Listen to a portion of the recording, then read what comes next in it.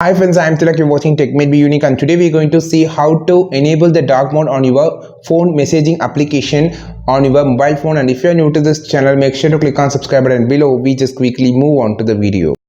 So how to enable the dark mode on your phone messaging application or messenger dark mode? How to enable dark mode in messaging app? I'm just going to show. So first of all, just open your messaging application.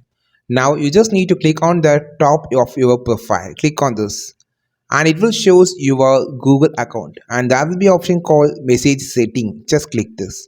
So after clicking the message setting, you will see an option called general. Click that, and here you just need to scroll down and you will see an option called choose theme.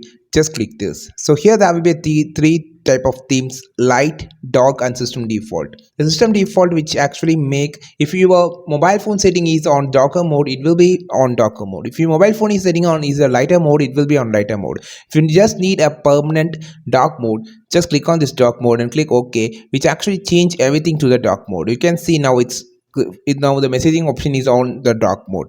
So this is how you just change the messenger to the dark mode. I think this video helped you a lot. Like this video, share this video, subscribe this channel.